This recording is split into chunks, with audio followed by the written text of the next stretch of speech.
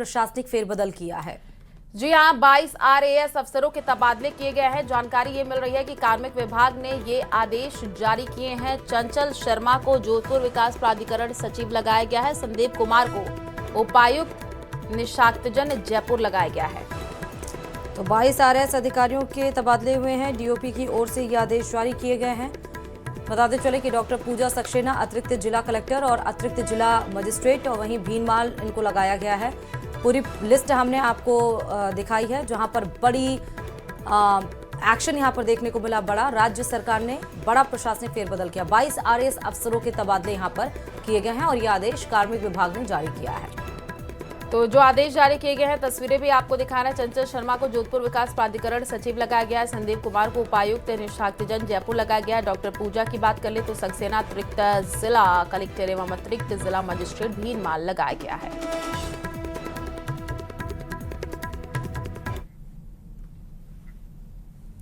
राजस्थान में मतदाता सूची के विशेष गहन पुनरीक्षण 2026 यानी एसआईआर 2026 ने इस बार नई मिसाल कायम की है। विधानसभा और लोकसभा चुनावों की तैयारी के लिहाज से बेहद अहम माने जा रहे इस अभियान ने महज 11 दिनों में 97% घरों तक पहुंचकर रिकॉर्ड बना दिया है। तो बीएलओ की टीम राज्य के हर गांव, ढाड़ी और शहर के हर मोहल्ले में घर घर दस्तक दे रही है और परिणाम ये है कि अभी तक करीब 5 करोड़ 30 लाख मतदाताओं को गणना प्रपत्र वितरित किए जा चुके हैं। अगले 15 दिनों तक गहनता से ये अभियान जारी रहेगा।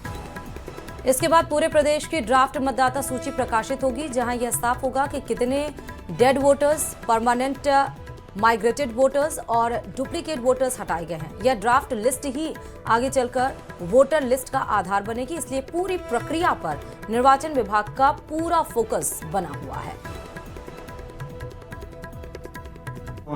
वो है जो ड्राफ्ट मतदाता सूची का प्रकाशन है। ये डेट इंपॉर्टेंट है, ये पहली डेट है जिस पे सभी की निगाहें रहेगी, बिकॉज ये वो लोग हैं जो अपना इन्यूमरेशन फॉर्म फिल कर देंगे।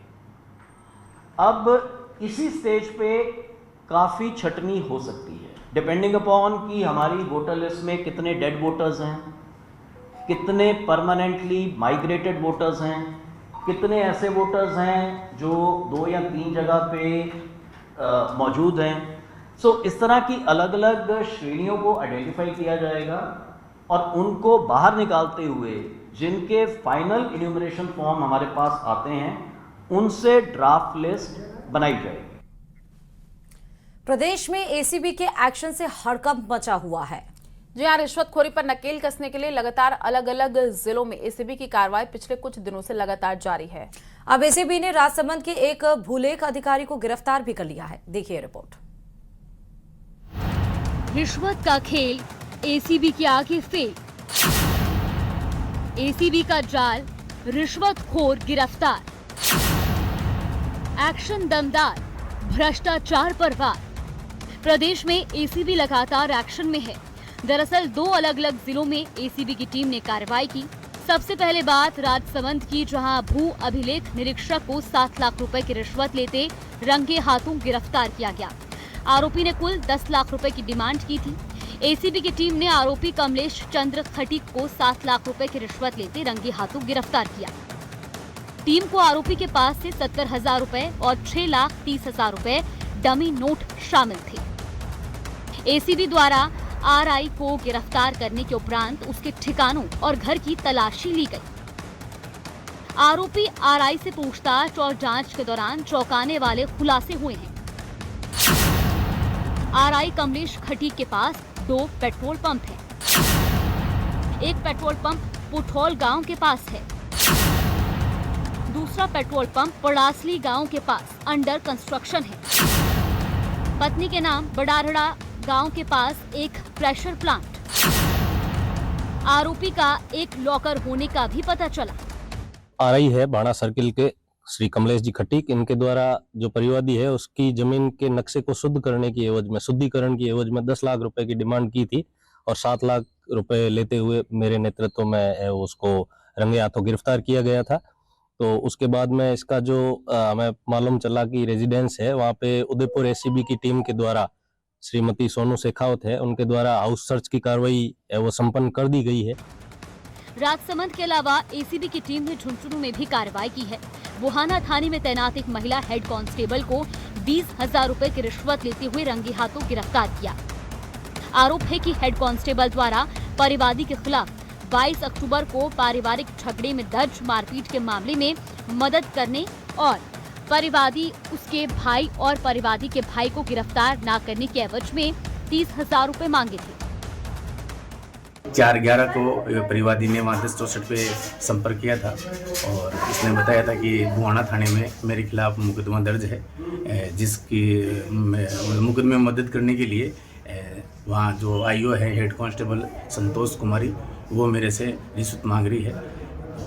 इस सूचना पे परिवादी हमारे पास वहाँ एसीबी कार्यालय झुंझुनू आया था और हमारे को उसने एक रिपोर्ट दी थी। बहरहाल आरोपी की जेब से रिश्वत की रकम बरामद कर ली गई।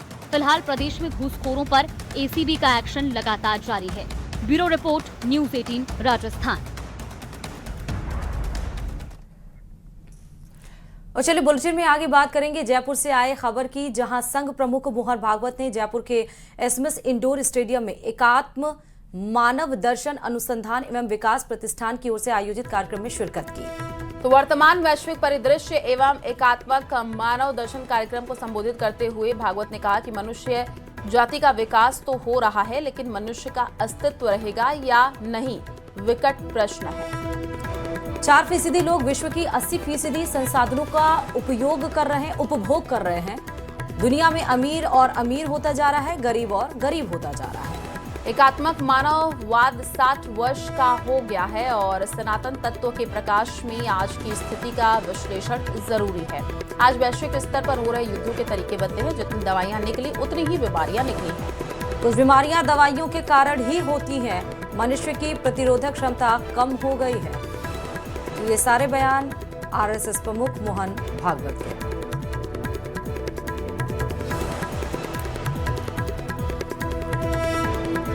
जीना है उतना भरपूर जीना है, भरपूर सुख पाना है और भरपूर सुख पाते रहने के लिए, अधिक समय जीने के लिए अपने आप को बलवान बनाना है। बाकी लोगों का क्या, उनकी चिंता बाद में करेंगे। जो हमारे उपयोग वाले हैं उनको रखेंगे, जो हमारे उपयोग के नहीं है उनकी उपेक्षा करेंगे, जो हमारे विरोध में आएंगे उनको समाप्त करेंगे। ये बिल्कुल तार्किक उपपत्ति है इस बात की कि जड़ता से सब उत्पन्न हुआ है, सुख बाहर के पदार्थों में है।